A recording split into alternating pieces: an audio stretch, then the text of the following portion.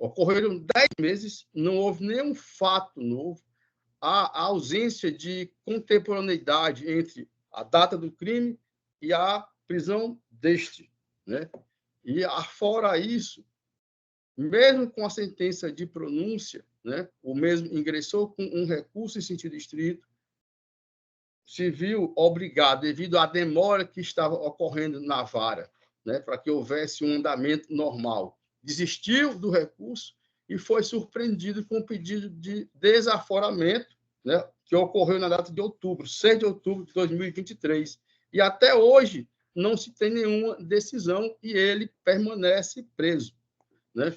Eu peço, venha, que eu vou tentar explanar mais um pouquinho sobre a questão da fundamentação, porque com a mudança na Lei 13.964 de 2019, a prisão preventiva, ela traz os princípios, até então desconhecidos, mas agora atuais, como o princípio da contemporaneidade para justificar o ergástulo precário.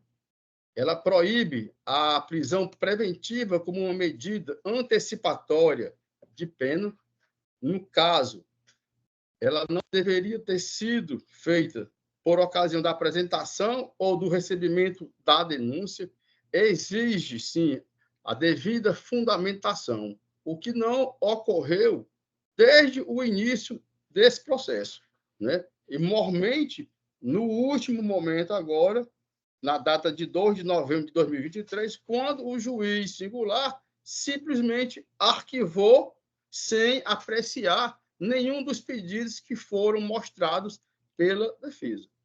Então, esses os pontos que foram sustentados, né, no HC, em que o paciente ele requer ou a restrição da sua liberdade ou a substituição desta por alguma medida cautelar diversa da prisão. Pois ele já se encontra há quase um ano esperando ser designada uma data do júri e está preso desde 3 de novembro de 2021. É o que requer, excelência. Pois não, doutor. Concedo a palavra à doutora Magnólia Barbosa, procuradora de Justiça, por igual tempo. Obrigada, excelência. O doutor Alexandre faz um trabalho bom. Parabéns, doutor Alexandre Lima Silva. E na pessoa de Vossa Excelência, eu cumprimento todos aqui presentes, na pessoa do advogado. Esse pedido, excelentíssimo senhor desembargador Mário Parente, gira em torno de 2 pedidos, que é o habeas corpus, que vai falar sobre o direito de ir e vir, e o desaforamento do processo. Consta no processo principal, das folhas 135 até 160, o nosso parecer são 25 páginas, esse parecer, porque gira em torno de 2 fatos. O primeiro deles, que é o desaforamento, não se pode tratar em sede de habeas corpus, mas assim mesmo o Ministério Público ele trabalha nesse pedido e finaliza por pedir a Vossa Excelência que dê uma urgência, saia daqui uma urgência realmente para o pedido de desaforamento, porque nesse item de desaforamento assiste razão o doutor Alexandre Lima Silva. O prazo lá que foi pedido de desaforamento já deveria ter há muito tempo já sido deferido ou indeferido, conforme seja o grau de juízo. Agora, quanto ao direito de ir e vir, que é o habeas corpus, infelizmente não tem o paciente esse direito, porque no caso em apreço, e eu faço isso, é uma repetição da página 163 que está nos autos, doutor Alexandre Lima Silva, Vossa Excelência pode acompanhar. No caso em apreço, verifica-se que a autoridade policial representou as folhas 109 e 114 dos autos do processo principal 00500 7877 2021 8060047 pela decretação da prisão preventiva dos denunciados Ramon Freitas da Silva, vulgo Cangaceiro, o senhor Francisco, Adão Newton dos Santos, Carmo, vulgo Capetinha, Vitor Batista, vulgo Vitim, que é o que pede agora o HC, e João Paulo dos Santos Evangelista, vulgo Serrano. Então, são muitos denunciados, então, bastante complexo o crime de homicídio, certo? Homicídio qualificado com a participação das organizações criminosas, né? Participação aqui, que é OR crime, deve ser. Estado, portanto, a se manifestar, o membro do Ministério Público do primeiro grau optou pelo favorecimento da representação em fase de Ramon Freitas da Silva, vulgo Cangaceiro, e o senhor Francisco Adão Newton de Santos Carmo, vulgo Capetinho, o senhor Vitor Batista, vulgo Vitinho, nos termos do parecer de folha 129, 130 desse citado processo, para que permanecesse. Portanto, a gente verifica que a prisão preventiva fora requerida pelo parquet no dia 9 de setembro de 2021, tendo sido deferida logo em seguida, no dia 19 de novembro do mesmo ano, pelo doutor juiz de direito em atuação no feito, conforme os documentos de folha 145 e 153 dos autos de origem. O magistrado que revisitou esse processo no dia 15 de dezembro de 2023, quer dizer, mais à frente da data, ou seja, aproximadamente 2 meses após a decisão que concedeu a liberdade do primeiro réu, lado principal, ressalta nos seus fundamentos que o encarceramento provisório é necessário, porque se fazia presente e evidenciava risco ao ouvir testemunha e aos parentes e a liberdade em ordem pública. Demonstrou também a inexistência do excesso de prazo, ou seja, o magistrado deu um despacho nessa data, do dia 23 de 8 de 2023.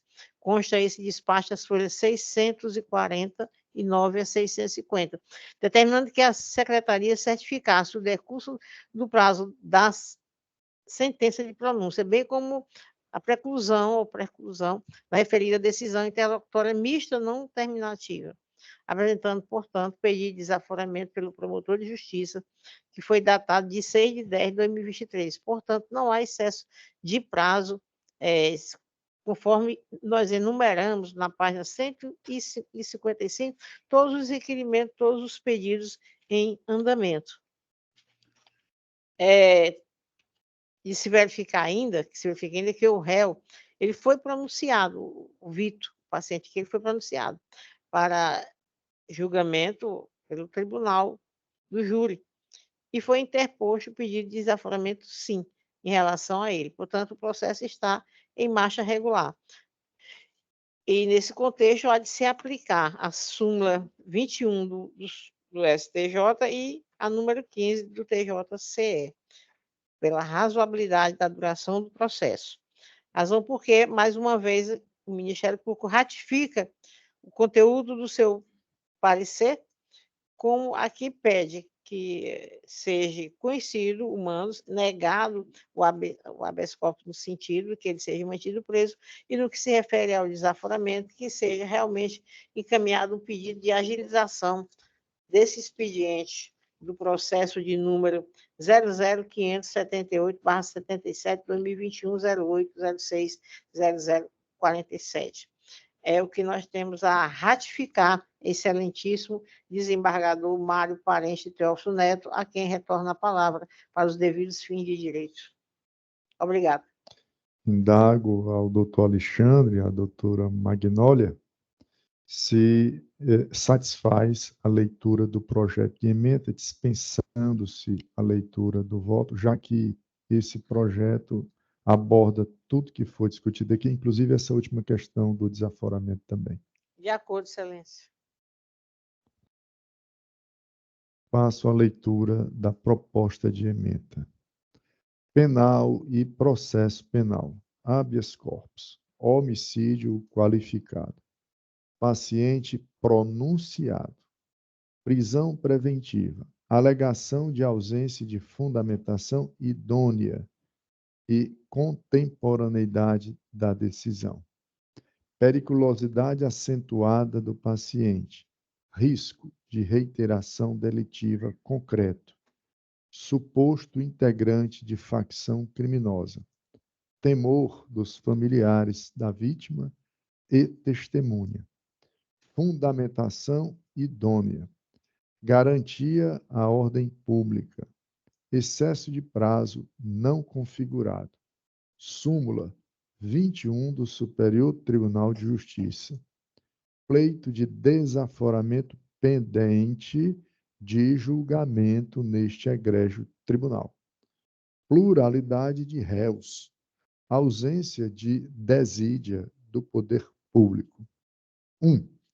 Narra o impetrante que o paciente foi preso preventivamente em 3 de novembro de 2021 e pronunciado na data de 17 de março de 2023 pelo crime tipificado no artigo 121, parágrafo 2º, incisos 1 e 2 do Código Penal. Homicídio qualificado por motivos torpe e fútil. Apontando, em síntese, ausência de fundamentação e contemporaneidade na decisão que manteve a segregação cautelar do paciente, excesso de prazo diante do pedido de desaforamento interposto pelo Ministério Público, ausência de fundamentação para deferimento do pedido de desaforamento. 2. Inicialmente, conheço parcialmente da presente ação, deixando de conhecer o pleito no que diz respeito à impugnação ao deferimento do pedido de desaforamento. 3. Em relação a tal pleito, consta que os autos foram remetidos a este Tribunal de Justiça para análise meritória no dia 5 deste mês de fevereiro que estamos, do ano de 2024. Só no dia 5 chegaram os autos de desaforamento, conforme se verifica por meio do ofício e da certidão juntada às páginas 706 e 707 dos autos principais, inexistindo qualquer constrangimento ilegal flagrante para a concessão da ordem a título de excepcionalidade. Precedentes. HC número 811.245 do Paraná, relatoria do ministro Ribeiro Dantas, quinta turma, julgada em 27 de junho de 2023. 4. Ultrapassado este ponto, no que tange à alegação de ausência de fundamentação e contemporaneidade da decisão objurgada, entendo como idôneos os argumentos apresentados pelo juízo primeiro, na medida em que se baseou na periculosidade social do paciente, aliado ao risco de reiteração delitiva, decorrente dos seus antecedentes criminais, além da proteção da família da vítima e de testemunha do feito, estando a decisão, portanto, devidamente amparada na garantia à ordem pública. 5. Não se tendo nenhum fato novo que enseja a soltura do paciente, não há que se falar em ausência de fundamentação na decisão que manteve a segregação cautelar, quando o juízo de origem faz expressa menção, ou seja, motivação per relatione, aos motivos da decretação da prisão preventiva, com a permanência das razões que a ensejaram. Precedentes. 6.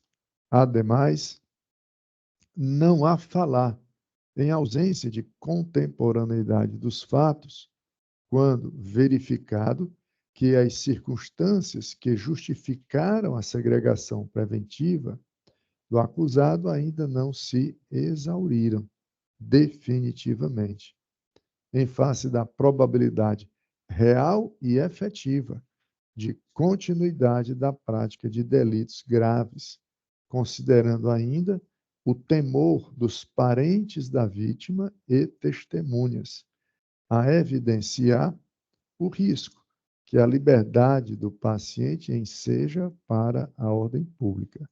Precedentes. A própria solicitação do desaforamento é um reforço, né? A esse embasamento, essa fundamentação, né, das razões que levaram à preventiva. 7. Quanto ao apontado excesso de prazo na formação da culpa, sobreleva destacar que já houve a pronúncia do paciente, encerrando-se, portanto, a primeira fase do julgamento do tribunal do júri, fazendo incidir, no caso concreto, a súmula 21 do Superior Tribunal de Justiça, segundo a qual, aspas, pronunciado o réu, fica superada a alegação do constrangimento ilegal da prisão por excesso de prazo da instrução. Fecho aspas. Apesar da redação incisiva, né, da súmula, né, quando diz fica superada, sabemos que no direito, assim como na vida, não existe nada absoluto, né? É bem verdade. Mas aqui não se pode dizer que se está diante de um tempo teratológico, de um tempo demasiadamente, desproporcionalmente longo, né? Contando a data da pronúncia. É do ano passado, né? 8.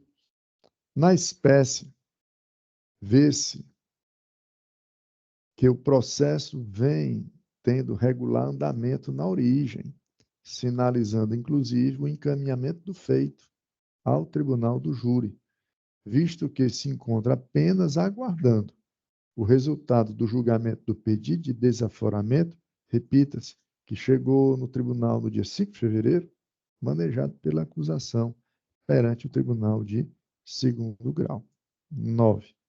Além disso, o réu já foi pronunciado não se observando desídia do órgão jurisdicional. Há de ser destacada ainda a complexidade do feito, com a pluralidade de réus, razão pela qual afasta-se, por hora, a ocorrência de excesso de prazo da medida constritiva. 10. Feitas estas considerações, diante do modus operandi do crime e fundado risco de reiteração delitiva, revelado através da existência de suposta participação em organização criminosa, aliada ao fato de que possui ação penal em andamento, entendo que as condições subjetivas favoráveis tornam-se irrelevantes no caso em comento, sendo insuficientes para o acautelamento da ordem pública a aplicação de medidas cautelares diversas da custódia. 11. Em outras palavras, inaplicável medida cautelar alternativa quando as circunstâncias evidenciam que as providências menos gravosas serem insuficientes para a manutenção da ordem pública.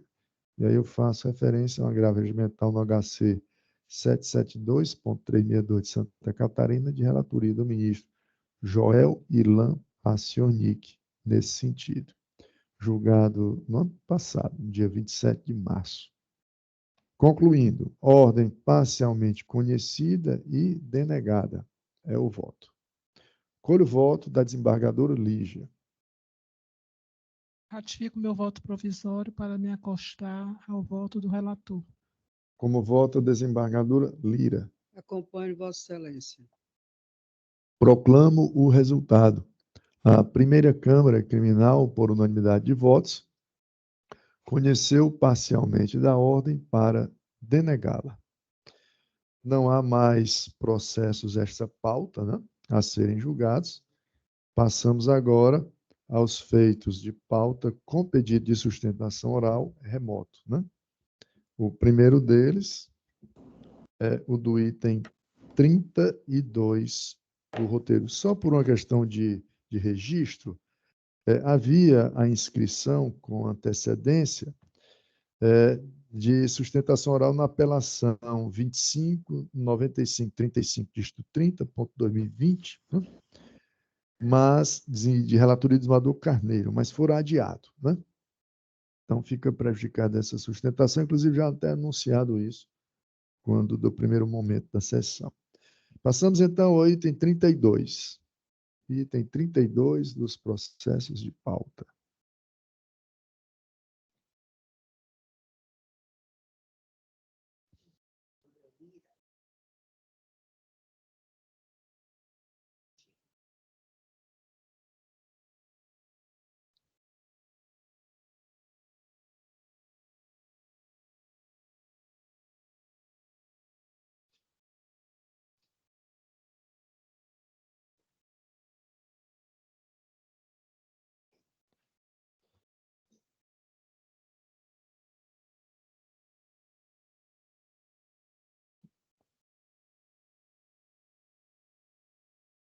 Chamo a apelação criminal 10.626, dígito 56, ponto 2017, ponto 8, ponto 06, ponto 0126, em que é apelante M.A. da S.F., apelado o Ministério Público, sob relatoria da eminente desembargadora Lira Ramos de Oliveira e revisão do eminente desembargador Francisco Carneiro Lima. Concedo a palavra à desembargadora Lira, relatora. Eu vou ler o relatório, Excelência, que esse processo ele é bem... Vou ler o relatório.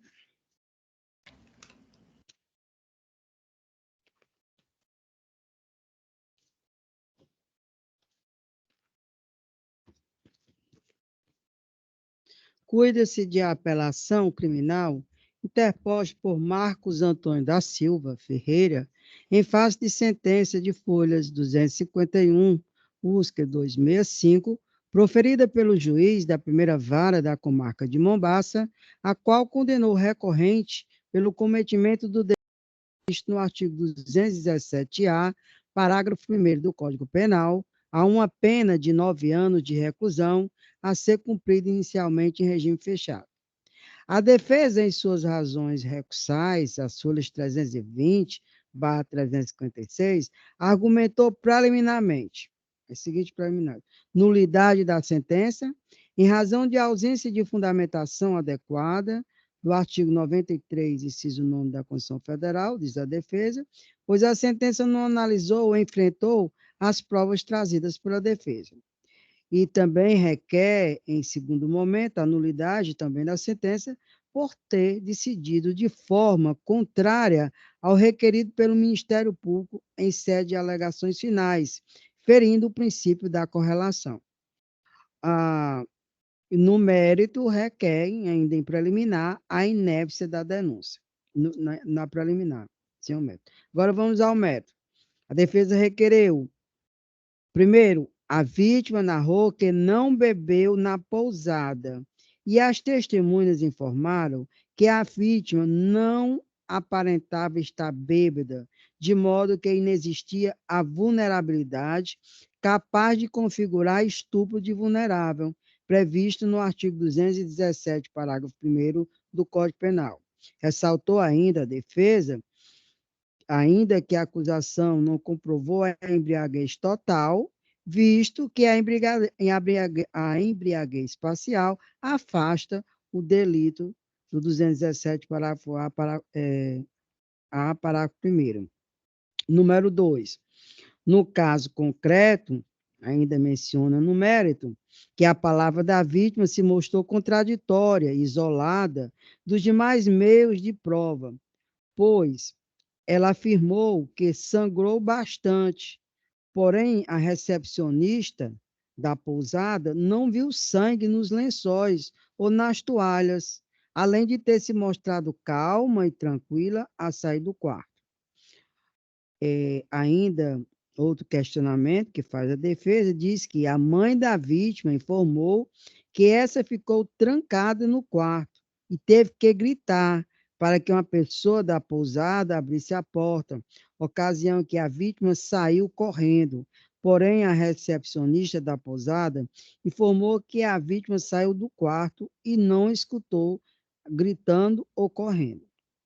Ainda diz a defesa que, apesar de ser acadêmica de direito e ter conhecimento de como se desenvolve uma persecução penal, a vítima demorou 2 dias para diligenciar o feito, desistiu da diligência e teve comportamento contraditório aí para os festejos no dia seguinte dos fatos, inclusive interagindo com o recorrente e pedindo seu celular. Menciona ainda que a vítima não quis denunciar ou realizar a perícia. Quem chamou o policial e deu continuidade foi uma amiga, que não presenciou os fatos. Ainda requer, em sede meritória, que inexiste prova de violência ou grave ameaça, inclusive no laudo não foi constatado violência e a vítima narrou que o recorrente não agrediu e não lembrava bem dos fatos, ocasião em que não pôde o recorrente sequer ser condenado nas penas do artigo 213 do Código Penal. Quanto à dosimetria, informa a defesa que a majoração em razão da vítima fazer tratamento psicológico deve ser afastado, visto que ela já fazia tratamento psicológico antes dos fatos.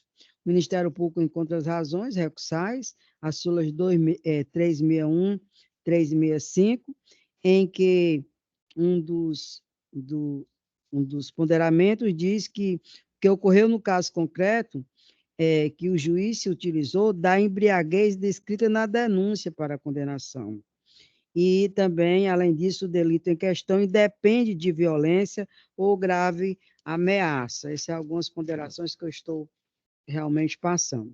Procuradoria-Geral de Justiça apresentou o parecer de folhas 367, USC 385,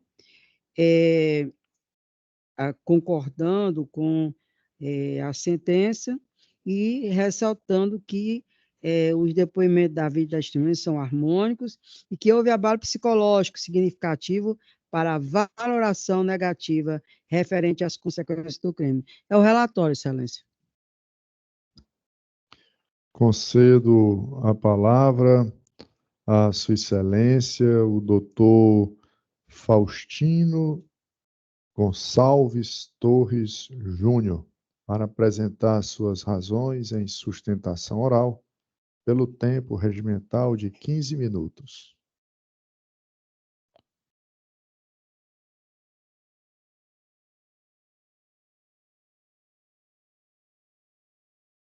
Doutor Faustino, talvez o áudio de Vossa Excelência esteja desativado. Perdão, Excelência, perdão, agora eu estava desativado. Escuta bem? Sim. Pronto, eu vou começar de novo, um momento. Excelentíssimo desembargador professor Mário Parente, presidente desta Egregia Primeira Câmara Criminal, excelentíssima desembargadora Leila Ramos de Oliveira, relatora deste apelo, em nome de quem estendo meus cumprimentos aos demais eminentes julgadores. Excelentíssima Procuradora de Justiça, senhoras e senhores serventuários, demais advogados presentes. Excelência, inicio cumprimentando a doutora Lira por fazer o relato, porque realmente o caso exige. Esse caso, trazido ao judicioso entendimento de Vossas Excelências, versa sobre ocorrências no Carnaval de 2017. 2 jovens, nos festejos de Carnaval, após trocarem beijos publicamente, em meio a uma turma de jovens, todo mundo viu, decidiram buscar um local mais privado.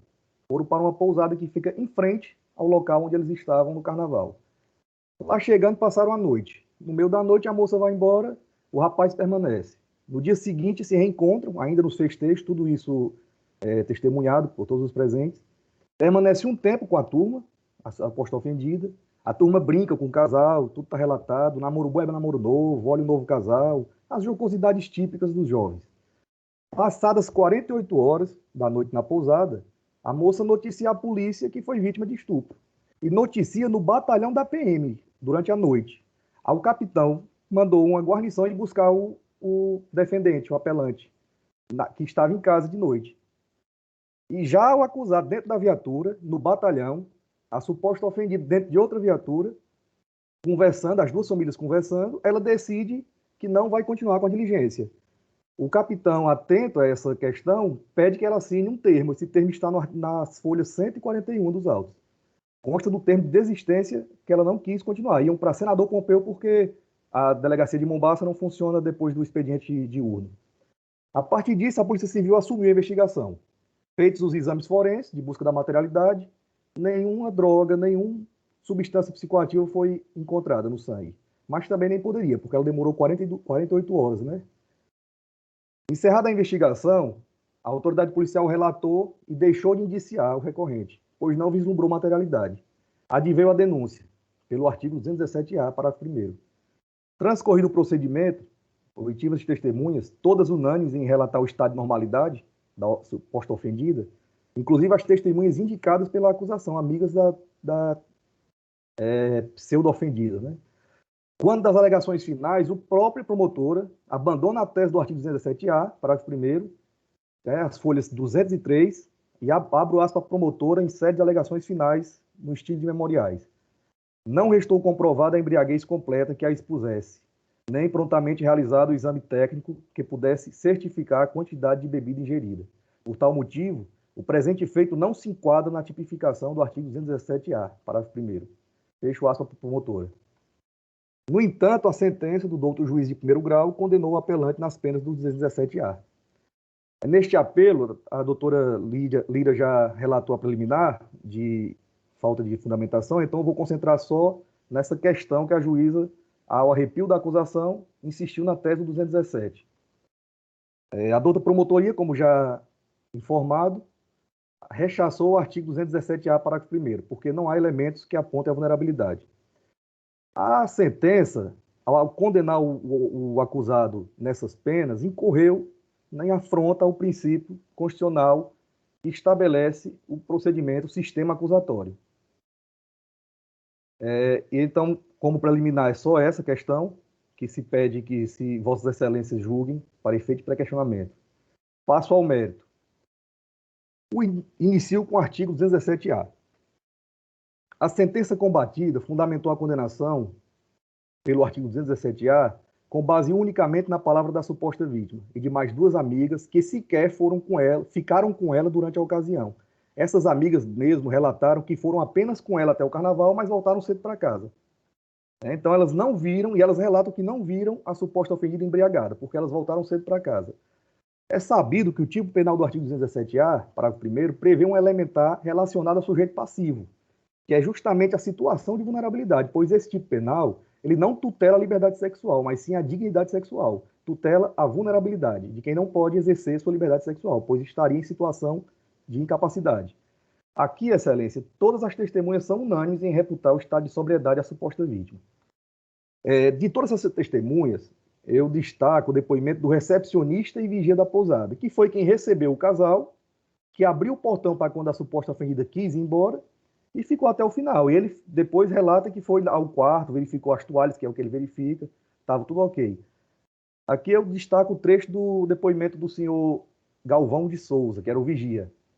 A defesa pergunta: o senhor ouviu algo de estranho no comportamento dos dois? Resposta: não, tudo legal. Ela se comportava do mesmo jeitinho normal, chegou de forma tranquila. Continua a defesa: ela aparentava estar alcoolizada? Resposta: não. Ainda a defesa: vende bebida alcoólica na pousada? Resposta: não. Essa pergunta é importante porque a suposta ofendida disse em instrução que não consumiu bebida alcoólica no local. Enquanto eles estavam na pousada, ela não consumiu bebida alcoólica. E como lá não vende bebida alcoólica nessa pousada, essa resposta tem a sua importância. Aí o Ministério Público pergunta ao vigia: como foi que o senhor ficou sabendo que eles não estavam mais no quarto? Responde o vigia: foi por volta de 4h30. Vem descendo, era ela, só ela. Perguntou o vigia: você já vai? Ela responde: já. O vigia pergunta: cadê o rapaz? Ela responde: tá lá, tá dormindo. Aí eu abri a porta para ela. Continua o Ministério Público: o senhor escutou as pisadas dela? O vigia responde: foi. Quando escutei a pisada, que eu olhei era ela. Estava embaixo onde tem a recepção. Estava ali embaixo, onde tem a recepçãozinha ali embaixo. Eu fico na parte de baixo da recepção. A defesa passa a perguntar: ao saírem, o senhor ouviu algum comportamento estranho da senhora? Não vou citar o nome, porque... Resposta: não, normalzinha, desceu normal. Ela vinha correndo quando vinha descendo? Resposta: não. Interessa anotar, Excelência, que conforme a própria suposta vítima confirma, aos 17 minutos e 12 segundos de seu depoimento, ambos não ingeriram bebida alcoólica no local. Logo, juntando o relato das testemunhas, do vigia, todos foram unânimes no estado de normalidade psicoativa da suposta ofendida. Logo, não há a questão da vulnerabilidade nos fatos. Conforme se depreende de toda a prova produzida, o relato da vítima, que estava totalmente alcoolizada, restou isolado, ficando comprovado justamente o contrário, que o estado de sobriedade da suposta ofendida. Como ensina Delmanto, a vulnerabilidade deve ser comprovada. Abro aspas para Delmanto.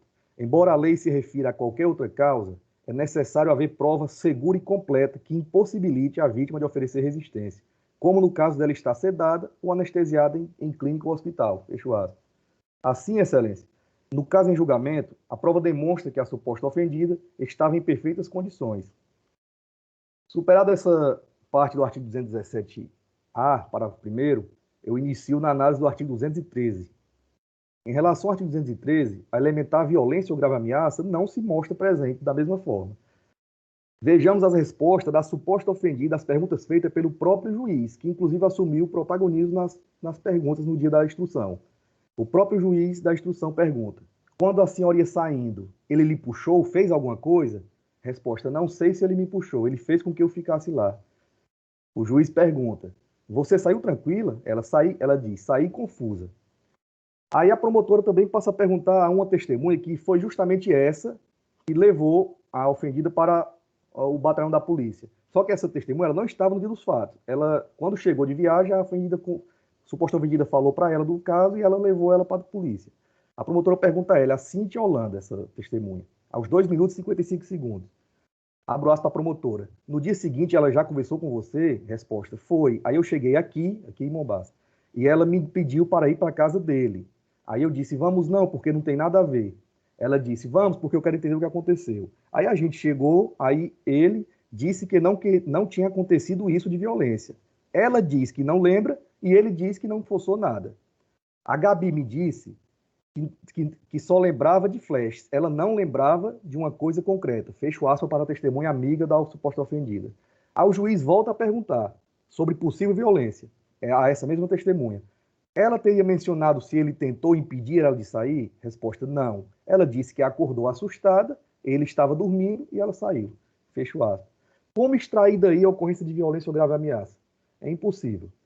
A promotora, na instrução, inconformada com as respostas, tentou buscar o elemento de violência, insistindo nessa pergunta com a mesma testemunha que já havia respondido. A promotora pergunta novamente: ela falou se ele a agrediu de alguma maneira? Resposta: não. Fecho aspas para a testemunha. É importante atentarmos para o fato de que o local onde eles se relacionavam nesse dia era uma pousada na cidade, em frente ao local dos festejos de carnaval. Era em frente ao local, atravessava a rua. Não foi num local isolado, onde estivessem apenas os dois. O próprio recepcionista, ao ouvir as pisadas dela, já demonstra que ali não era um local erro. Se houvesse algum tipo de violência, se houvesse algum tipo de barulho estranho, um grito sequer, uma resistência mínima, o recepcionista teria ouvido e, como veremos adiante, ele não ouviu nada. Destaca o trecho sobre essa questão de ausência de violência, destaca o trecho do depoimento do senhor vigia e recepcionista, que fica sempre atento, como a gente vê. O Ministério Público pergunta ao vigia: o senhor quem arrumou o quarto? Ele responde: foi, eu subi para ver se estava tudo legal, as coisas, só confiro as toalhas. A defesa pergunta: o senhor ouviu ou notou algo de estranho vindo do quarto? Barulho, grito, pancada, batida? Resposta: não. Ainda a defesa: nos lençóis, nas toalhas, tinha algum vestígio de sangue? Resposta: nada. Continua a defesa: ficou sabendo por alguma camareira sobre vestígio de sangue? Resposta: não, não tinha nada. O posto onde o senhor fica, o lugar onde o senhor fica na recepção, fica muito longe do dormitório? Resposta: fica ali embaixo. Eles estavam no quarto 4. A defesa indaga: esse quarto número 4, se alguém gritasse de lá ou batesse na porta, daria para ouvir? Resposta: escuta, escuta. Foi bem incisivo o vigia. A defesa continua: a porta de saída para a rua, não a do quarto, a da recepção, estava trancada? Ele responde: estava trancada. Aí tem que abrir para alguém bater. É isso? Isso, tem que bater para sair. Aí a defesa pergunta: ela foi lá bater para sair? O vigia responde: não. Na hora que ela desceu, eu escutei a pisada dela. Fecho aspas para o vigia. Ainda de suma importância é o relato da testemunha José Luiz, que viu os dois namorando sentados no batente da calçada da pousada, momentos antes de adentrarem Vejamos o relato do senhor José Luiz. O senhor os viu após esse momento, porque antes o José Luiz estava na turma com eles. Aí o José Luiz saiu para buscar o carro dele e viu eles dois namorando, sentado no batente da Pousada Padrão. Aí a testemunha informa, vi na calçada da Pousada Padrão, sentados namorando. Meu carro estava estacionado na esquina, eu fui pegar o carro e eles estavam lá. Depois que saíram do Jardel, sentados no batente da calçada, no batente da pousada. Fecho o aspas para a testemunha. Excelências, importa abordar algumas atitudes contraditórias e até contraproducentes da suposta ofendida. Vejamos, ela demorou para deflagrar o aparato persecutório, demorou mais de 48 horas. Quando chegou no batalhão, já todo mundo nas viaturas, as famílias, todo mundo, ela desistiu de continuar.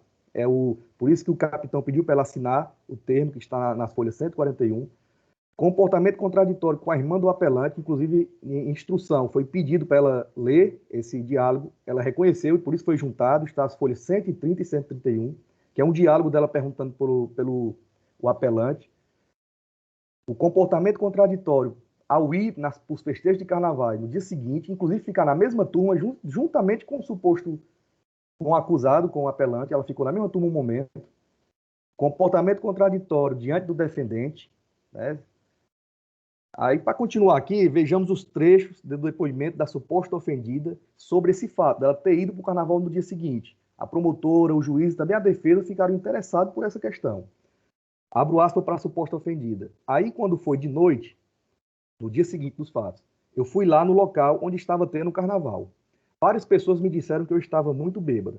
Infelizmente, nenhuma dessas pessoas foi trazida para a instrução. Foi trazida a amiga dela que disseram que ela não estava embriagada. A promotora pergunta, quem disse isso para ti? Ela responde, várias pessoas me disseram que eu estava embriagada. Continua a promotora, isso onde? Ela responde, no outro dia do carnaval. A promotora continua, lá nas festividades de carnaval? Ela responde, é sim.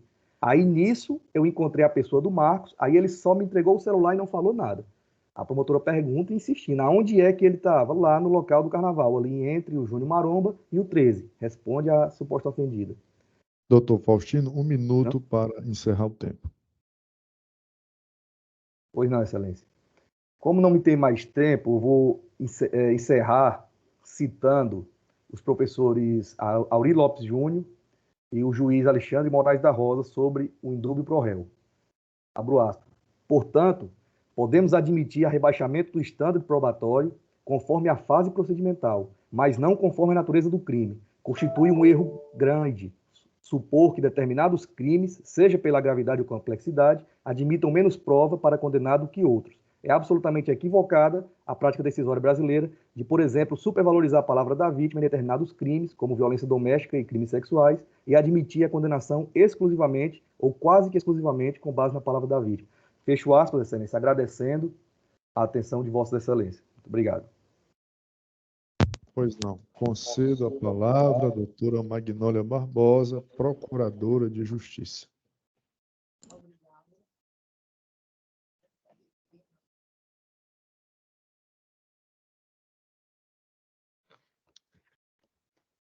Obrigada, Excelência. Como eu sou esquerda, mão esquerda, toda vida que esse homem dá a palavra, eu fico procurando o mouse, ele está do lado direito. Aí eu fico, qual é a mão, qual é a mão, qual é a mão? Aí descobri que é para o outro lado de cá à esquerda. Desculpe aí um minutinho, mas é sério, né? Foi difícil até tirar a carteira de motorista. Bem, feito esse esclarecimento, excelentíssimo senhor desembargador Mário Parente, excelentíssima senhora desembargadora relatora, doutora Lira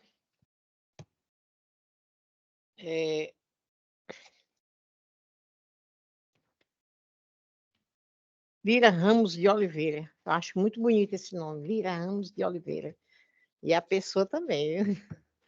Bem, faço uso da palavra em nome do Ministério Público do Estado do Ceará para dizer que quando se faz uma denúncia, doutor Faustino, observei sua defesa, quando se faz uma denúncia, se relata fatos. Então, a Vossa Excelência coloca aqui a preliminar da inépcia do Ministério Público. De jeito nenhum. a denúncia do Ministério Público preenche todos os requisitos do artigo 41 do Código de Processo Penal. O fato relatado com o curso, a denúncia tipificou no 213, foi o estupro, e com o curso colocamos também a questão da vulnerabilidade. Essa questão foi reconhecida lá pelo juiz diante dos fatos. Diante dos fatos. O que aconteceu naquele dia? Temos testemunhas? Temos. Testemunha de tudo que aconteceu naquele dia. A palavra da vítima é importante? É. Só ela ficou sem ímio e 3 dias sangrando. 3 dias sangrando. Só ela disse não, não, não lá naquela cama. E aqui temos prova que o acusado estava embriagado. Ele viu lá, embriagado. Ela também estava, não sabe nem por que foi para lá. Ah, vou saber como é que a pessoa está totalmente embriagada para ser vulnerável. A mulher nem precisa se embriagar, ela já é vulnerável de nascença. Não é não, você ouviu falar? Não é não. Então ela disse não e ele continuou insistindo. Ficou com tanto medo que não pôde sair. Ela relata aqui que ele fez a retirada do short dela, da calcinha, e ela não. Quando acordou, o rapaz estava lá em cima nos procedimentos sexuais. Tentou correr, não conseguiu, certo? E o que fazer? A bebida já deixou vulnerável, já tinha passado o tempo brincando. A cidade, como é pequena, eles estavam num barzinho, ela tinha deixado as amigas e foram para um barzinho que fica perto da pousada. Esse bar fica perto da pousada. O bar aqui e a pousada ali, bem pertinho. Uma questão fácil de levar uma pessoa que nem sequer era sua namorada. Não era. Estava lá e ela estava com os amigos dele. Isso está provado nos autos. A visão do juiz está muito bem adequada à prova dos autos. Então, estava lá. Eu vou daqui a pouco ler testemunho por testemunho e citar um por um, tá? O que acontece? Você está brincando com seus amigos, vai para um barzinho e lá o senhor Marcos Antônio da Silva bebe. Aqui o porteiro disse que ele estava embriagado, visivelmente embriagado. Ela também estava embriagada. Levou lá para a pousada e, na hora da relação sexual, que não foi consensual, aqui não tem nada que prove, a defesa não prova que isso aqui é consensual. Não tem como provar que é consensual, certo? Muito pelo contrário. Vamos procurar 2 dias depois, lençóis já lavados, camisa lavada. Por que não procura-se o laudo? O laudo médico mostra que houve ruptura do ímã. Por que ela não chegou logo e disse para o pai dela que abriu a porta? Me diga qual é a mulher do interior que chega, ainda mais em Mombaça, de um carnaval e diz: pai, eu fui violentada. Dificilmente isso acontece. Então, isso é incoerente. Então, se ela disse depois, e disse para sua mãe, e está em tratamento psicológico e psiquiatra até hoje, excelentíssima senhora desembargadora Lira, aqui consta nos autos que ela está em tratamento psicológico. Não é não. Existe estupro, até entre mulher casada, homem casado com mulher casada. Imagina com alguém que nem sequer é namorado, não era namorado dela. Ela estava com tanto medo, excelências, que assim que ele dormiu, ela relata aqui, ela saiu para ir embora. Esqueceu até o celular. Ultimamente, para uma pessoa esquecer um celular, uma jovem esquecer um celular, haja medo. Haja medo. Esqueceu o celular. E no dia seguinte, procurou o cidadão para pegar o celular dele. Estava lá, ele tinha, esqueci meu celular, ele foi me pegar o celular. Perguntou sobre o fato, ele nem me lembra. Muito bem, ele nem lembra. Ele não lembra o que ele fez. Muito bem. A mãe do senhor Marcos Antônio prova aqui nos autos que ela disse: não vai dizer não diga não, não foi nada disso contra o meu filho. Claro, como mãe vai dizer isso. Aí você, mas ela não quis dar continuidade. Qual é a mulher que entra num carro com o próprio autor do delito e vai para outra cidade à noite fazer algum exame? Realmente o sargento Foi de uma incapacidade enorme levar as duas partes em um só carro para ir a outro local que não era Mombaça, Vossa Excelência falou aí, para fazer o exame médico, para dar continuidade. Não. Ela desceu do veículo, juntamente com a sua genitora, e no dia seguinte foi a outra cidade, como deve ser. E deu andamento, deu parte, e até hoje sustenta. A palavra da vítima aqui, vou ler. Foi no dia 26 de fevereiro, denunciado, aqui a cidade, sentido, todo mundo tirando prova, todo tirando tal. Um detalhe importante, que Marcos abusou, fez sexualmente, recordando, e a denunciada era virgem, ó, virgem, quem atestou foi o laudo. Causou-lhe bastante sangramento. A vítima conseguiu livrar-se da situação após o denunciado ter dormido, quando esta saiu correndo do quarto onde estava. Está escrito aqui, somente revelando os fatos ocorridos no dia 27 de 2 de 2017, quando resolveu contar à sua genitora o que tinha acontecido, tendo esta acionado a Polícia Militar de Mombaça, que procurou o denunciado em sua residência, encaminhando para os devidos esclarecimentos e providências. Comparecendo, então, a vítima à delegacia de polícia de Mombaça, comunicando os fatos contra o denunciado, encaminhando para o exame pericial que consta as folhas 29, e nesse está aprovado. O denunciado afirma só, eu não lembro, eu estava lá aquela noite, eu não lembro. Muito bonito. Eu não lembro.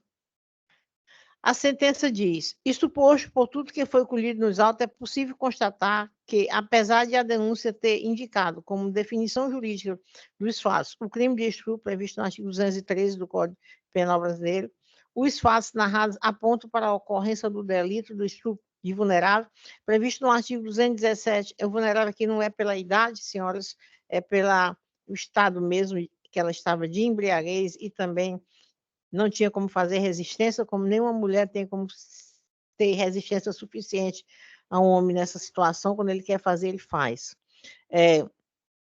Razão pela qual deve ser aplicado o disposto no artigo 383 do Código de Processo Penal. Haja vista que a vítima, em razão de seu estado alterado, não pode oferecer resistência, apesar de ter expressado a sua vontade, afirmando que não queria ter relações sexuais com o acusado. Não é não. Vejamos o que verso o artigo 217-A, parágrafo 1º do Código de Processo Penal diz: ter conjunção carnal ou praticar outro ato criminoso com menor de 14 anos, pena reclusão de 8 a 15 anos, parágrafo 1º. Aí lá vai. Incorre na mesma pena, que aqui onde é que vai se encaixar, na mesma pena, quem pratica as ações descritas no caput com alguém que, por enfermidade ou deficiência mental, não tem necessário discernimento para a prática do ato, ou que, por qualquer outra causa, não pode oferecer denúncia. Qual era a outra causa? Você está brincando, cansa, brincando carnaval. Depois de estar brincando carnaval, vai para um bar, bebe com seus colegas. Mulher. E depois vai para uma pousada, realmente não tinha condição de fazer resistência física ou manter o seu não naquele momento. Quem estava lá com ela? Deus, por isso que ela escapou, para sair fugindo de manhã. De manhã não, de madrugada, né? Isso eu estou falando, quase 4 horas da manhã. É evidente que está escrito aqui, que apenas se recorda que ela estava lá, que estava na pousada com o réu, que ele estava em cima dela, praticando o ato sexual, que lembra que não queria fazer sexo, que tentou se vestir, mas ele não parava, que ele fez o que queria com ela, e que estava num estado que não conseguiu se defender, que ele tirou seu short e sua calcinha, que tentou vestir sua calcinha, mas não conseguiu, ela tentou, que ele disse: deixe de besteira. Depois do ato, ele dormiu, e ela conseguiu sair, somente depois desse ato. Portanto, diante da embriaguez, inclusive da vítima, é notório que não podia oferecer resistência em razão da embriaguez, razão pela qual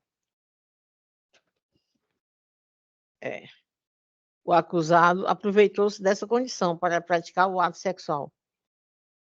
E resta provado nesse processo a autoria e a materialidade do delito, tá? Bem como a aplicação correta e o destaque que está na sentença do juiz tem a ver com as provas. Compete a um juiz, senhoras desembargadoras e senhores desembargadores, escolher, essa palavra escolher está na palavra livre convencimento. É livre convencimento do juiz ele coletar as provas que ele acha necessário para encaixe de fatos, inclusive tipificação. E é nesse livre convencimento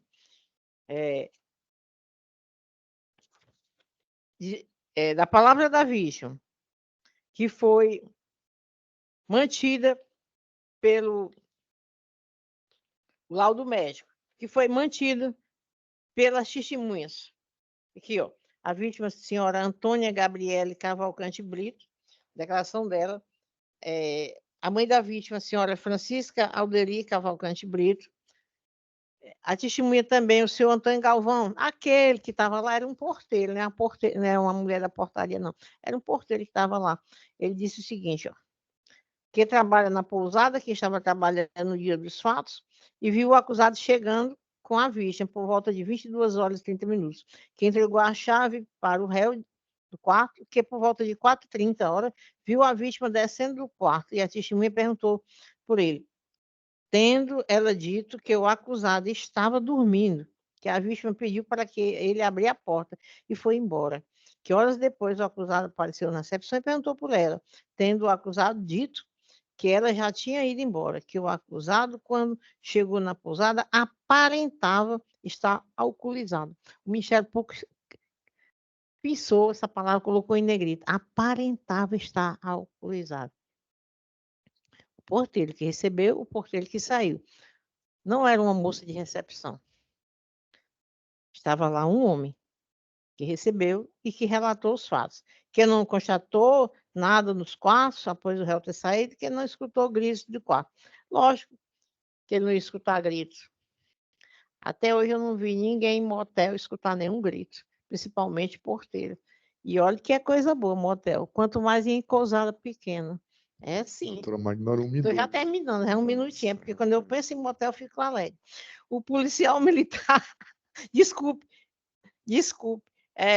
às vezes o policial militar, sargento Corrêa, também disse sobre os fatos. A testemunha Carolane Souza Lima também falou. A testemunha Camila Souza, a testemunha Cíntia, todas as testemunhas foram elencadas no nosso parecer como prova da decisão correta do juiz do primeiro grau.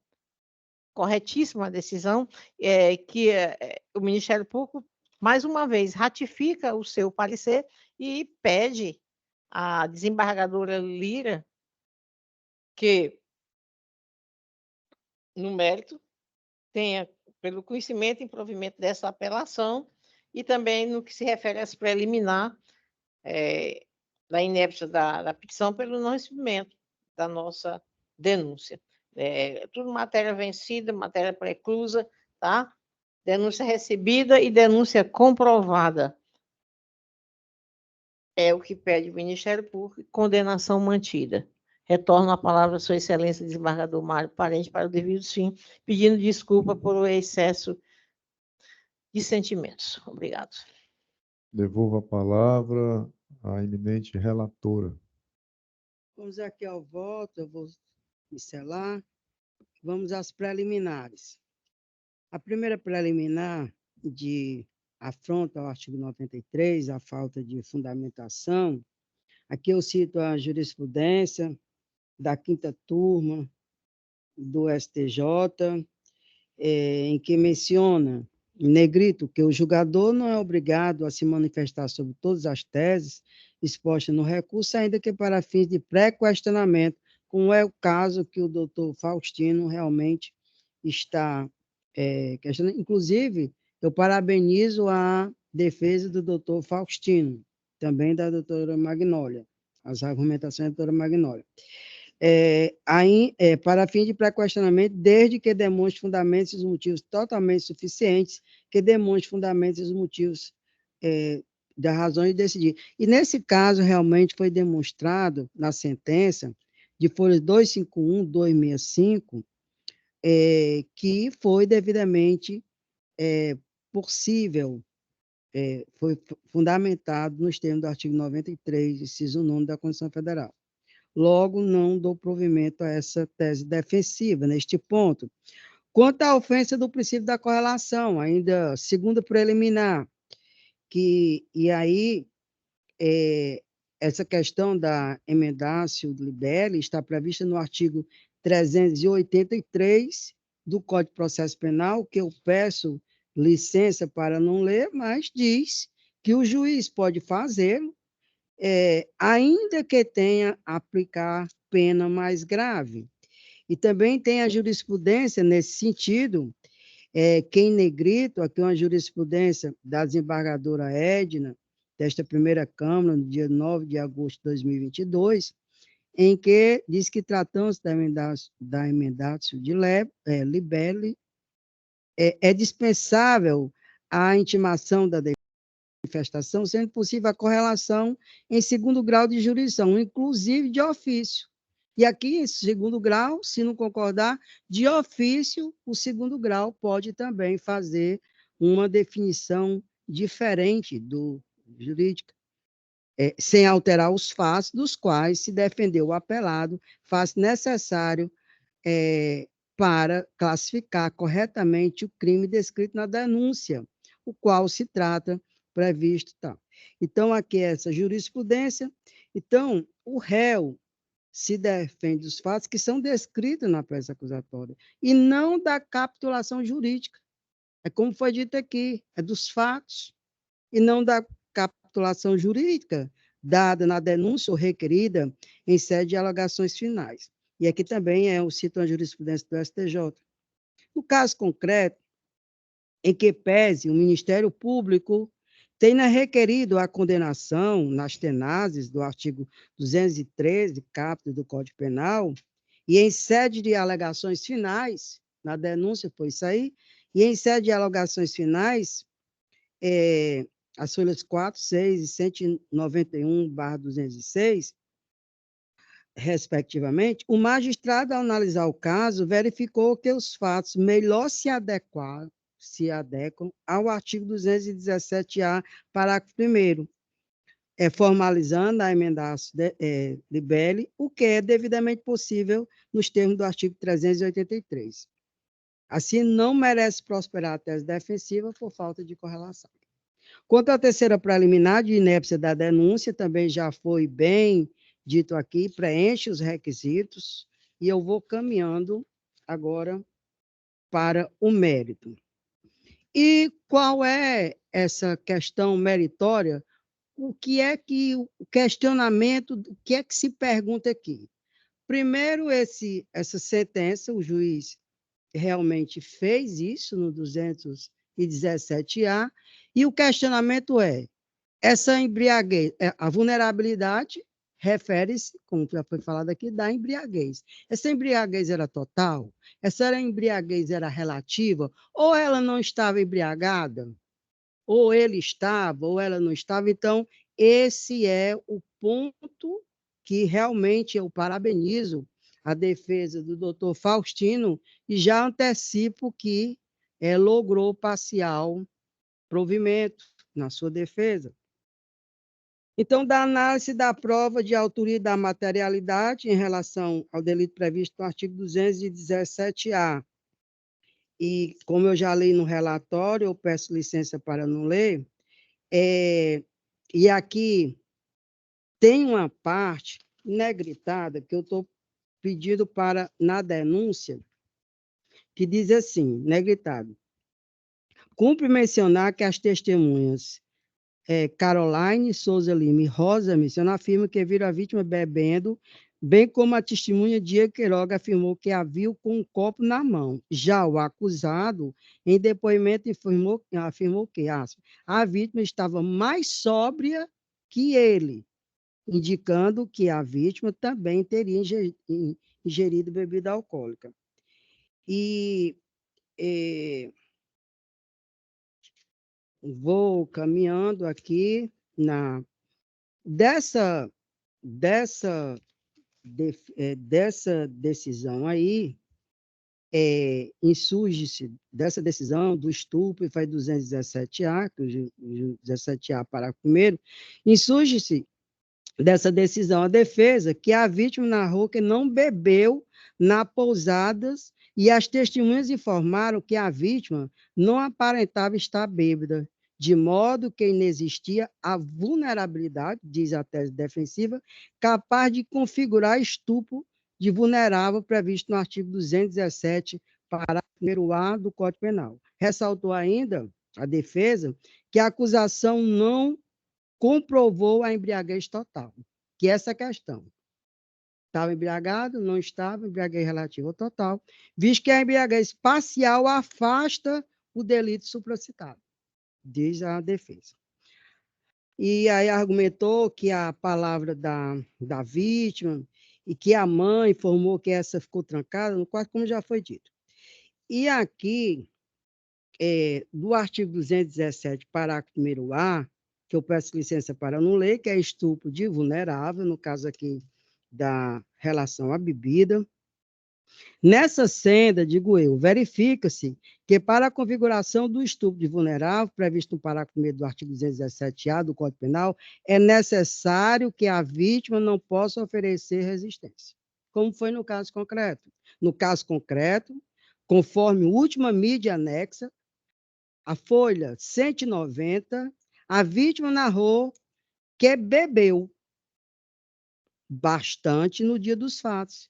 E quando se deu por si, diz a vítima, já estava na pousada com um recorrente em cima dela, praticando o ato sexual, mesmo diante de suas negativas. E aqui ela diz, né, que fui para a festa, 6 horas, eu não lembro, ela diz, eu não lembro exatamente de tudo, diz a vítima, mas eu lembro que eu não queria. Eu pedi para ele parar, tentei me vestir, mas ele continuou, fez o que quis comigo. Eu estava em um estado que eu não conseguia me defender, diz a vítima, em negrito. E aí eu vou passando essa parte da vítima, e aqui em negrito ainda diz assim. Aí a mãe dela, já uma senhora, começou a dizer que tinha muitos problemas, e só que eu queria continuar a denúncia. Só que nesse dia, como ainda tinha de ir para senador, e eu estava muito cansada, tinha sido um dia muito exaustivo. Eu preferi ir outro dia. Só que no outro dia eu fui para Iguatu, porque tem a delegacia da mulher lá. E aí vai continuando várias perguntas de advogado, da promotora, perguntando à vítima. E, bem, porém, conforme bem ressaltado pela defesa, em suas razões, a acusada não comprovou a embriaguez total e a embriaguez parcial afasta o delito supracitado. Em que pese, digo eu, a vítima está embriagada, ela se recorda de alguns fatos, como a tentativa de se vestir e de sair, ocasião em que a embriaguez não pode ser considerada total. E eu estou considerando aqui a embriaguez relativa, baseada em quê? Primeiro, baseada no NUT, que ele, em seu livro, na 17ª edição, nas folhas 704, o NUT diz, finalmente, a vulnerabilidade pode ser relativa, diz NUT, conforme a causa a gerar o estado de incapacidade de resistência. A completa incapacidade torna absoluta a vulnerabilidade. No caso, ele diz, se for absoluta, a vulnerabilidade é absoluta, se for relativa, a vulnerabilidade é relativa. Diz, continua NUT, em todas as situações descritas acerca da vulnerabilidade relativa, pode-se, diz NUT, não sou eu, desclassificar a infração penal do artigo 217-A para o 215. e, conforme o caso, considerar a conduta ativa. Então, continuo. A vítima narrou ainda que não existiu violência ou grave ameaça para a realização do ato. Além disso, não foi constatada a violência do laudo pericial de folhas 35 e 36. Aí diz, em negrito, acredita que mesmo teria praticado a relação sexual uma vez que havia sangrado vaginal. Recorda que teve penetração, porém não sabe se houve ejaculação. Informa ainda que nesta festa teria ingerido bebida alcoólica. Relata que nunca havia tido relação sexual. E aqui é o exame da perícia, aí diz assim, o ímen apresenta sinais de conjunção carnal recente, entre parênteses, roturas imenais com exudato fibrinoso e sangramento. Esse é o laudo. No laudo, digo eu, consta ainda que há vestígio de conjunção carnal recente, em razão de roturas imenais, apesar de não haver vestígio de violência física. Então, como não há esse vestígio de violência física, não é possível a condenação pelo estupro, do artigo 216. E a mídia, aqui no 119, a testemunha, aí eu vou pulando isso aqui, devido ao adiantado da hora, porque o processo é bem complexo, e continuo eu. Em que pese a defesa informar a existência de contradição, e aqui na sustentação oral também, porque a vítima informou que sangrou bastante, porém o recepcionista não viu sangue nos lençóis ou toalhas, ressalto que, no exame pericial, as folhas 35 e 36 foi constatado sangramento, ocasião em que ainda que o recepcionista não tenha visto sangue nos lençóis ou nas toalhas, há outras provas que confirmam o depoimento da vítima, que nesse caso é a prova pericial. Ou seja, só porque a testemunha não viu, não significa que não tenha ocorrido sangramento, até porque essa pode ter ficado de roupa de baixo da vítima, em outro local, fora do campeão da vítima recepcionista. Então, aqui eu estou considerando isso como o laudo pericial que diz. O fato de a vítima aparentar tranquilidade por si só não é elemento para retirar sua embriaguez, visto que a embriaguez da vítima não é aquela que deixa a pessoa em êxtase, pelo contrário, foi aquela que retirou suas condições de manifestar emoções, desejos e tomar decisões. Todavia, como já informado, a embriaguez foi parcial, eu estou considerando aqui a embriaguez parcial, visto que ela conseguiu recordar dos fatos e realizar algumas ações, além de não ter havido perícia ou outros meios de prova para constatar a total embriaguez. Não existe essa prova da total embriaguez. Ressalto também que a testemunha, Antônia da Silva Galvão, viu a vítima chegando da pousada, acordada, andando, o que demonstra que a embriaguez não era total, tendo a vítima capacidade ainda que reduzida. Ressalto ainda que não existe contradição no fato da vítima não ter sido imediatamente à delegacia ou ter ido ver o recorrente para pegar seu celular após o ocorrido, visto que, conforme o depoimento da vítima, ela estava confusa e com vergonha, tendo demorado para associar o que aconteceu, até porque não estava totalmente consciente no momento dos fatos, diante da quantidade de álcool consumido. E aí, digo eu aqui que o artigo 215 do Código Penal prevê a punição para o agente que praticar a conjunção carnal ou outro ato libidinoso. Aspas. Mediante fraude, fecha aspas, ou abre aspas, outro meio que impeça ou dificulte a livre manifestação da vontade da vítima, fecha aspas, que é o caso dos autos. Sobre o delito em comendo, da modalidade praticada por meio que impeça ou dificulte a livre manifestação de vontade, aqui realmente eu estou citando doutrina, e também nos termos dessa doutrina, que até já menciona aqui já foi mencionado o NUT, em caso de vulnerabilidade relativa, que é o caso, em que a vítima possui condições mínimas de resistir e manifestar sua vontade, aplicava o artigo 215. 3.3, da análise das consequências, na primeira fase da dosimetria, já estou caminhando, já quase para o final, o juiz Jacó valorou negativamente as consequências do delito nos seguintes termos, aspas, as consequências merecem ser valoradas em razão de abalo psicológico sofrido pela vítima, que necessitou iniciar tratamento psicológico e psiquiátrico para lidar com os traumas sofridos, fecha aspas. Em suas razões, a defesa informa que a majoração, em razão de a vítima fazer tratamento psicológico, deve ser afastada, visto que ela fazia tratamento psicológico antes dos fatos. Todavia, digo eu, a tese defensiva não merece prosperar nesse ponto, eis que a vítima informou que seus problemas se agravaram após o delito. E aqui eu digo que ela realmente menciona nesse sentido. Assim, as consequências são mais gravosas do que as normais do tipo penal, ocasião que foi devida à valoração negativa do delito. Da dosimetria.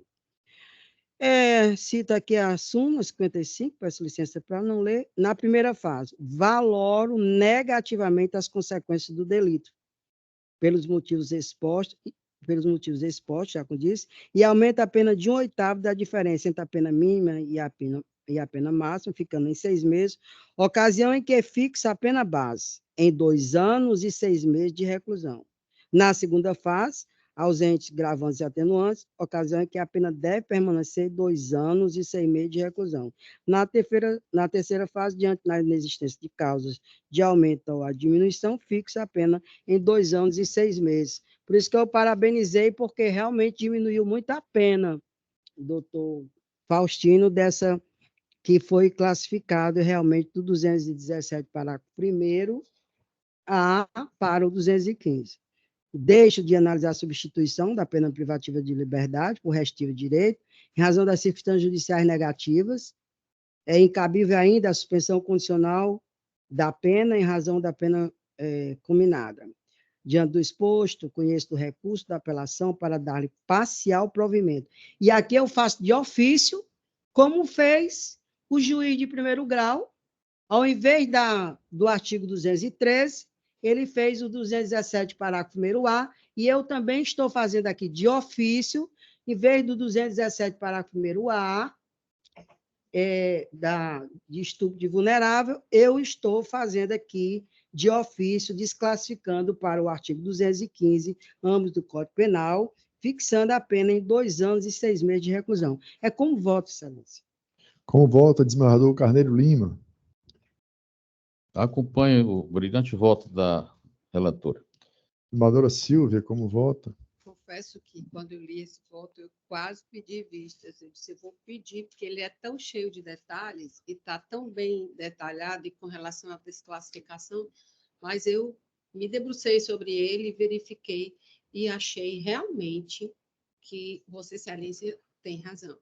Cabe uma desclassificação por todos os detalhamentos aqui do voto. Achei bastante coerente, verificou totalmente todos os depoimentos, né? E, por mim, eu vou acompanhar o seu voto integralmente. Proclamo o resultado. Da primeira Câmara Criminal, por unanimidade de votos, conheceu do recurso de apelação para dar-lhe parcial provimento. Próximo processo é o do item 17. Processo de pauta, item 17. Apelação criminal 108.21, dígito 49.2018.8.06.0112. Apelante Ministério Público, apelado ARQN, sob relatoria da desembargadora Lígia e revisão da desembargadora Lira. Conceda a palavra à eminente relatora, desembargadora Lígia.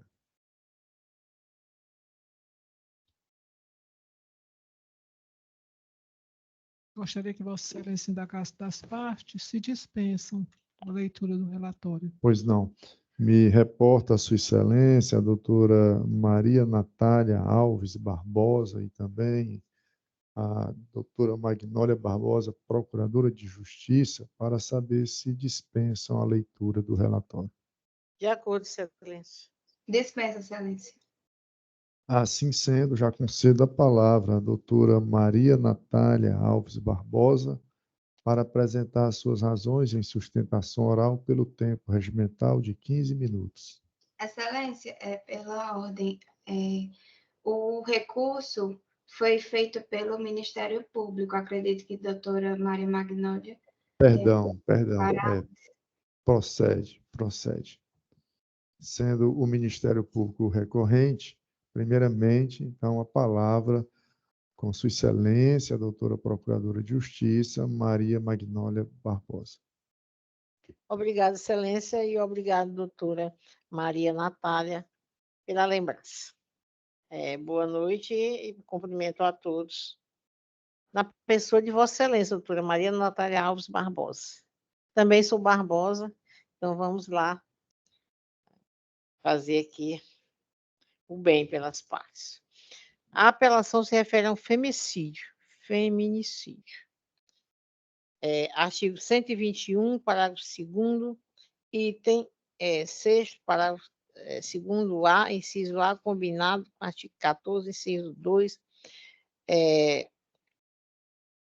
aplicou aqui a diminuta sanção de 7 anos, 1 mês e 21 dias de reclusão a ser cumprida em regime aberto. O Ministério Público se insurge quanto a essa pena. O nosso recurso ele vai girar em torno somente da dosimetria da pena, excelentíssima desembargadora Lígia Andrade. Nós falamos aqui as folhas 487 até a 497, em torno desse valor. E concluímos que o material probatório colhido afigura-se como seguro em conteste quanto à autoria delitiva atribuída ao senhor Antônio Ribeiro de Queiroz, de modo que o inconformismo do Ministério Público comporta parcial acolhimento dessa corte, do que se refere à dosimetria, tendo em vista que na primeira fase deve ser negativada também o vetor conduta social. Nós analisamos conduta por conduta, que a doutora Natália ela fez uma excelente defesa. Então, a doutora Maria do Socorro Brito Guimarães, minha colega, saiu analisando item por item. E nesse item, referente à conduta social, concordou com Vossa Excelência, doutora Natália. E, portanto, na parte final dos cálculos, onde houve realmente a alteração de um terço referente à fração da tentativa prevista no artigo 14, inciso 2 do Código Penal, decorrente da tentativa. E, por fim, a necessidade de se proceder ao novo cálculo, para os fins de detração da pena, nos modos do termo do recurso repetitivo, excelentíssima desembargadora Lígia. Então, como a matéria aqui é cálculos de pena, para mais e para menos, nós vamos apenas ratificar o nosso parecer de folhas 487 a 497, que é mais benéfica até, o benéfico, esse parecer, para o cidadão Antônio Ribeiro Queiroz Neto. E pedimos, portanto, que, pelo conhecimento e parcial provimento do recurso, é o que nós temos novamente a reiterar. Retorno a palavra à Sua Excelência, o desembargador Mário Parente, para os devidos fins. Pois não. Com a palavra agora sim, a doutora Maria Natália Alves Barbosa para a apresentação de seus argumentos. Boa noite a todos. Gostaria de cumprimentar todos os presentes nesta primeira Câmara Criminal do Egresso Tribunal de Justiça. Quero saudar os excelentíssimos desembargadores em nome da relatora desembargadora Lígia Andrade, a ilustre procuradora de Justiça Maria Magnólia, demais colegas advogados que estão presentes nesta sessão e servidores também.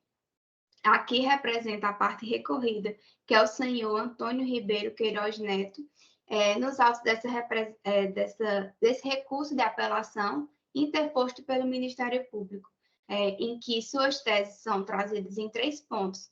baseando-se na questão da reforma da sentença quanto à dosimetria da pena, como bem pontuado pela Procuradora de Justiça. No primeiro ponto, busca a reforma da dosimetria da pena quanto à primeira fase, atribuindo-se a questão de duas circunstâncias, a soma de mais duas circunstâncias negativas desfavoráveis, que seria de conduta social e a personalidade do agente. E em segunda tese, também traz a questão da reforma da terceira fase, a partir da modificação da fração do ato tentado, para que seja diverso ao meio, de metade, no caso, da pena aplicada. E também na terceira fase, no terceiro ponto, busca alterar o período de detração penal acolhido pelo juiz-presidente do Tribunal de Júri. Isso porque esta ação ela tramitou no rito do júri popular, em que o réu ele foi processado narrando a denúncia de que no dia 12 de outubro de 2018, às 11 horas, teria, na cidade de Barbalha, teria tentado contra a vida de sua ex-companheira, a partir do momento que teria descumprido as medidas protetivas anteriormente impostas. Então, após o linear da ação, sobreveio uma sentença de pronúncia e o réu foi submetido ao júri em 18 de agosto de 2023, ano passado, tendo o conselho de sentença decidido pela condenação em tentativa de feminicídio. E, após isso, a dosimetria da pena foi passada para o juiz-presidente do Tribunal do Júri, em que condenou o processado em 7 anos, 1 mês e 21 dias de reclusão. A partir do momento que analisou a detração da pena pelo uso de medidas cautelares, o regime inicial ficou sendo como aberto. Então, a tese das contrarrazões trazidas pelo recorrido é de que a sentença não merece reforma.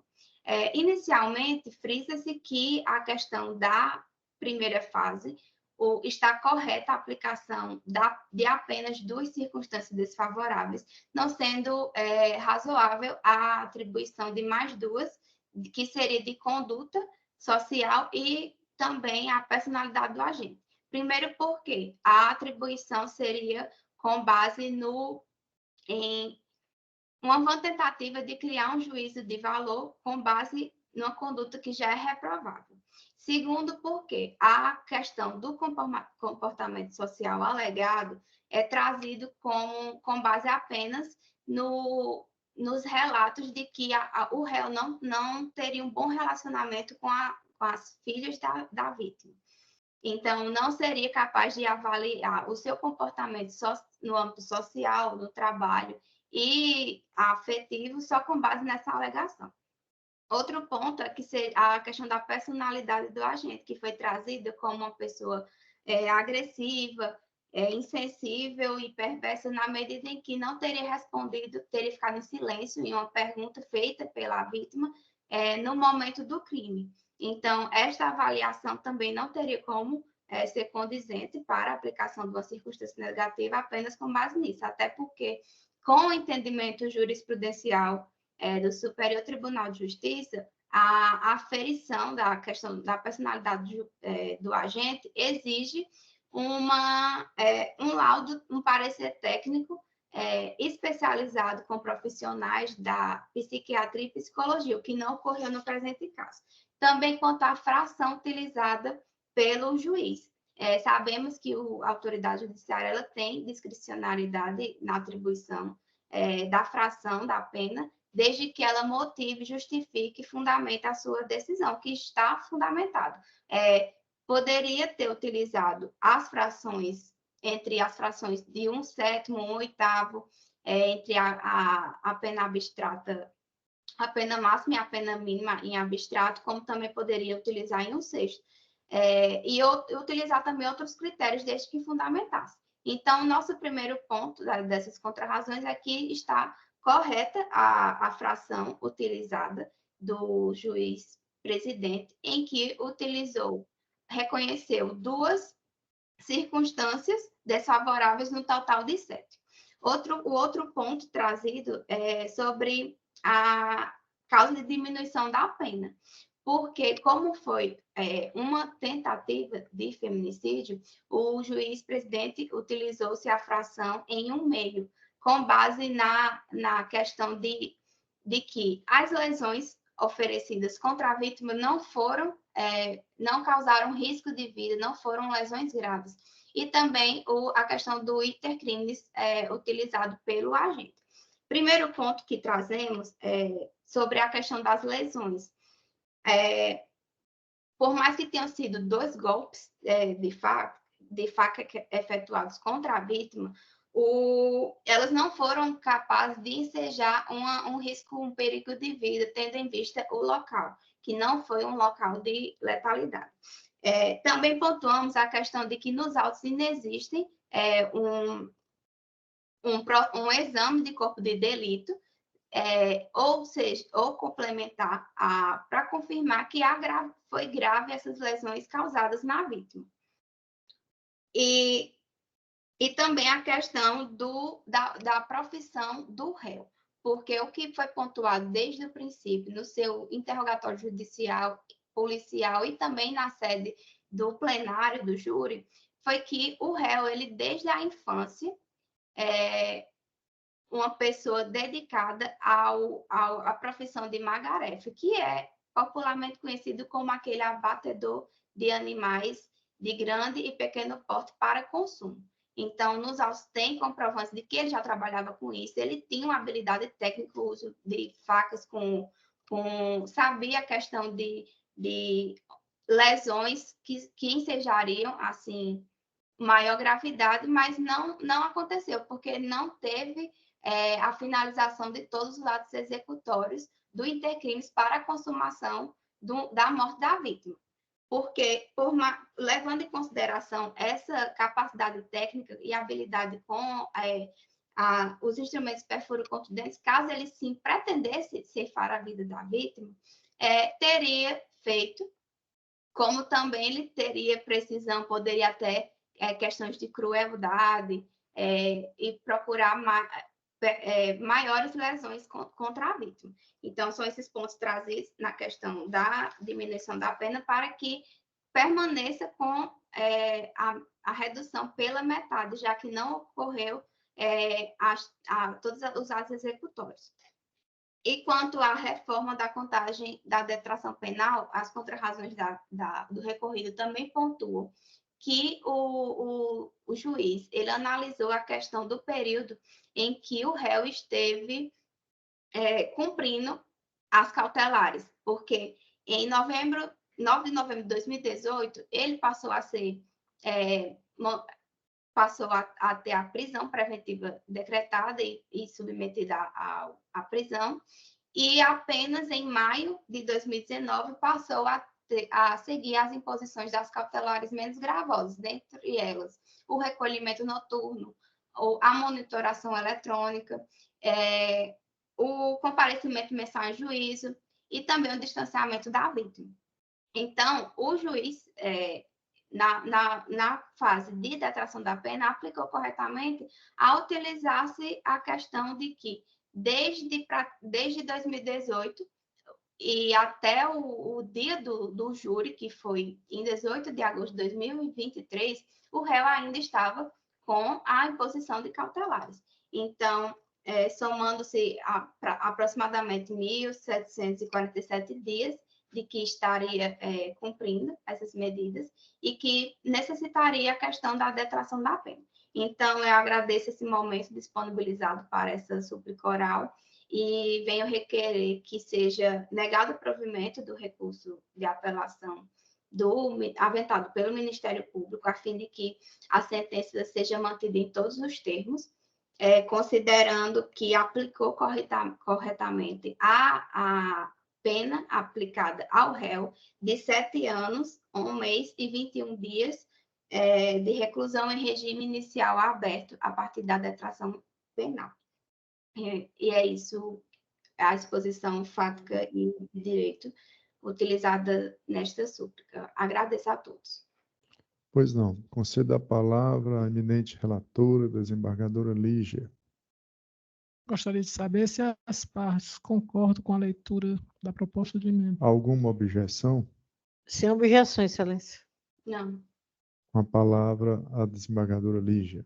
Penal e processo penal, apelação, apelação criminal, homicídio qualificado tentado, tribunal do júri, recurso ministerial, pleito de revisão da dosimetria. Primeira fase, personalidade do agente neutralizada corretamente pelo juiz sentenciante, necessidade de reforma para negativação do vetor conduta social.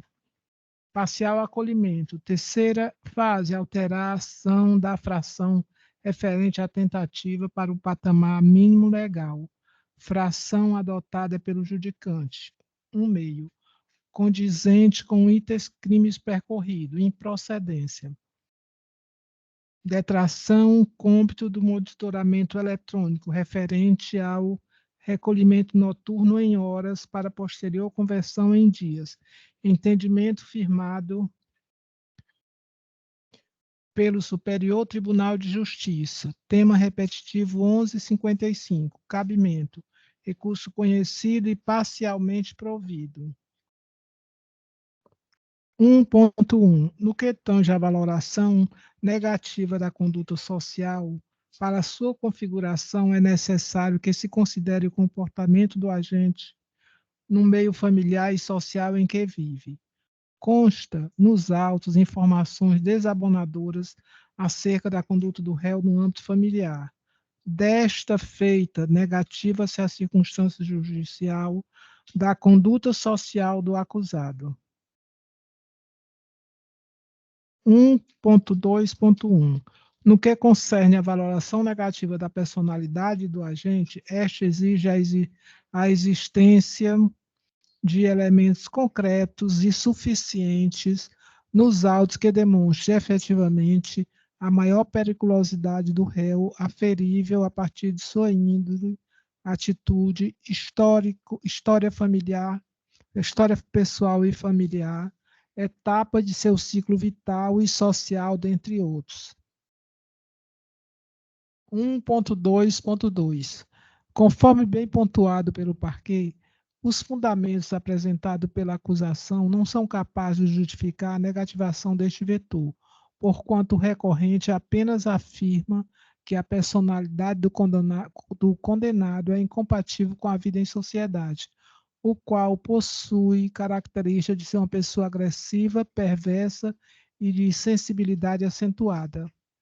Não deve ser considerado na análise da personalidade fatores que já foram utilizados na valoração negativa de outra circunstância judicial, como no caso da conduta social, para não incidir bis in idem. 2.2.3. Portanto, mantém-se neutra a circunstância da personalidade do réu ante a negativação da conduta social do agente. Redimensiona-se a pena base para 19 anos, 8 meses e 15 dias de reclusão. 1.3. Na segunda fase dosimétrica, presente a circunstância prevista no artigo 65, 3D do Código Penal, confissão espontânea, atenua-se a pena em 1/6, passando a dosá-la em 16 anos, 5 meses e 2 dias de reclusão. 2. Correta a dedução da pena aplicada pelo juiz de piso no patamar de 1/2.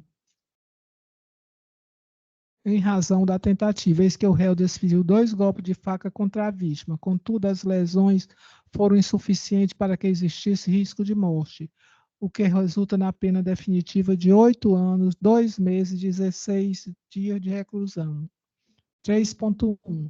No julgamento do RESP 1001.977.135 de Santa Catarina, na sistemática dos recursos repetitivos, a terceira sessão do Egrégio Superior Tribunal de Justiça, por unanimidade, decidiu pelo reconhecimento da detração penal, considerando-se o período em que o apenado cumpriu medida cautelar de recolhimento noturno.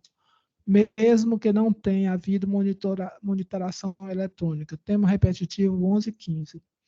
3.2. No caso, foi determinado o recolhimento noturno a partir de 22 horas até as 6 horas do dia seguinte, pelo que se tem o cumprimento diário de 8 horas de restrição de liberdade, de modo que, ausente determinação de recolhimento aos finais de semana e dias de folga no deciso de folhas 114 e 119, deve detrair, em relação ao período de monitoramento eletrônico, total de 1 ano, 4 meses e 28 dias, resultado da transformação das horas de cumprimento em dias.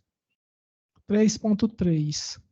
Somando-se aos 7 meses de período de prisão provisória, tem-se a detração total de 1 ano, 11 meses e 28 dias, resultando na pena a cumprir de 6 anos, 2 meses e 19 dias de reclusão. 3.4. Por conseguinte, o regime inicial do cumprimento da pena deve ser alterado para o semiaberto. Artigo 33, parágrafo 2º-b do CP, como pretendido pelo apelante. Recurso conhecido e parcialmente provido. É como voto. Como vota a desembargadora Lira? Ratifico o voto provisório com a relatora. Como vota o desembargador Carneiro? Com a relatora, excelência. Proclamo o resultado. A primeira Câmara Criminal, por unanimidade de votos, conheceu do recurso de apelação para dar-lhe parcial provimento. Temos mais um processo, o último, trata-se do item 64 do roteiro. 64.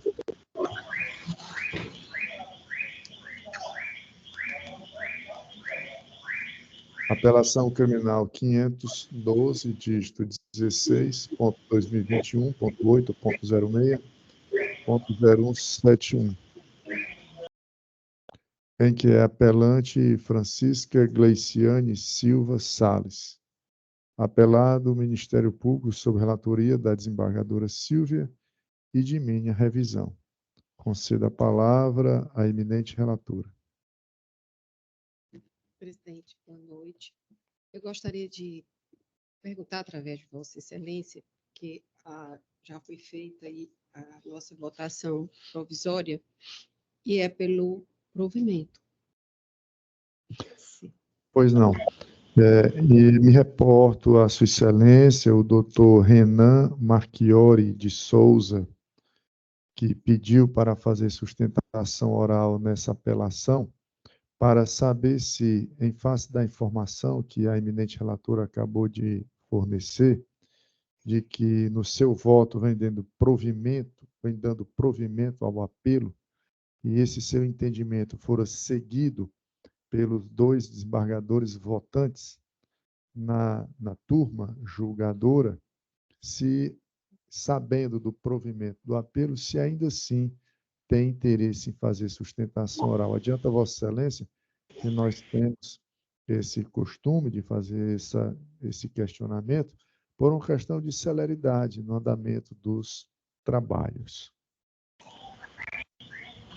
Vossa Excelência, eu agradeço, eu dispenso a sustentação oral, já entendo o costume de Vossas Excelências, já aconteceu mais de uma vez da minha dispensa na sustentação oral diante do voto dos relatores. Eu gostaria de agradecer a todos, saudar a eminente relatora, a doutora desembargadora Silvia Soares de Sanóbrega, o eminente revisor e presidente, doutor Mário Parente Teófilo Neto, a terceira desembargadora, eminente doutora Lígia Andrade de Alencar Magalhães, a eminente doutora Lira Ramos de Oliveira, que está presente, o eminente doutor Francisco Carneiro Lima, e, claro, não podemos deixar de lembrar da doutora, membro do Ministério Público, eminente procuradora de Justiça, doutora Maria Magnólia Barbosa da Silva, aos serventuários da Justiça também, e aos colegas advogados. Eu peço escusas pela liturgia e eu agradeço Vossas Excelências pelo empenho, pela dedicação e pelo voto. Muito obrigado. Agradecemos também, doutor. Retornando a palavra à relatora. Ementa penal, processual penal, apelação criminal, tráfico de drogas, violação de domicílio, inexistência. Readmite ter consignado a entrada dos policiais militares na sua residência. Preliminar rejeitada. Mérito. Materialidade comprovada. Ausência de prova segura quanto à autoria delitiva. Observância ao princípio do indúbio pro réu. Recurso conhecido e provido. 1. No recurso, a defesa requer a nulidade das provas obtidas no processo face à ilegalidade na incursão policial no seu domicílio. No mérito, requer a absolvição da ré por insuficiência de provas. Em caráter subsidiário, requer a desclassificação da conduta para aquela incerta no artigo 28 da Lei 11.343/2006. Por fim, requer a gratuidade judiciária. 2. Da dinâmica dos fatos, observa-se que policiais militares foram até a casa da apelante após informações sobre a prática de tráfico de drogas no local, com intensa movimentação de pessoas. Na ocasião, ela foi presa em flagrante após a apreensão de drogas no interior do imóvel. 3. Acerca da entrada da composição policial no imóvel, tem-se que houve autorização expressa, como afirma em interrogatório judicial. Embora, ao ser indagada por seu advogado, informou que permitiu a entrada, mas se sentiu coagida pelo modo que foi tratada. 4. Da prova reunida no processo, observa-se que a materialidade do delito se encontra devidamente evidenciada, como se extrai do auto de apresentação e apreensão de folhas 13, que informa a apreensão do seguinte material: 6 papelotes de cocaína, 2,80 gramas, 4 trouxinhas de maconha, 6 gramas, 1 papelote de crack, 0,20 gramas, R$45, 3 sacos plásticos e 1 soco inglês. 5. Em que pese a versão acusatória, inexiste prova judicial suficiente para confirmar que a apelante praticou o delito de tráfico de drogas. Do testemunho policial reunido no processo, não se extrai tal conclusão, vez que um dos policiais não se recordou dos fatos quando ouvido perante a autoridade judicial, e o outro informou que a mochila com a droga foi apreendida, a qual seria de propriedade de outro denunciado, absolvido em sentença. 6. Cumprir a acusação, comprovar de forma contundente a indicação da apelante como autora do delito, que não ocorreu no caso, pois não existe prova suficientemente sólida neste sentido. Recurso conhecido e provido. Esse foi o voto.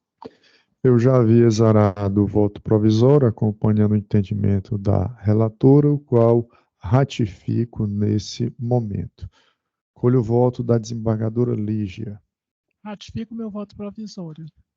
Proclamo o resultado. A primeira Câmara Criminal, à unanimidade de votos, conheceu do apelo para dar-lhe provimento nos termos do voto da relatora.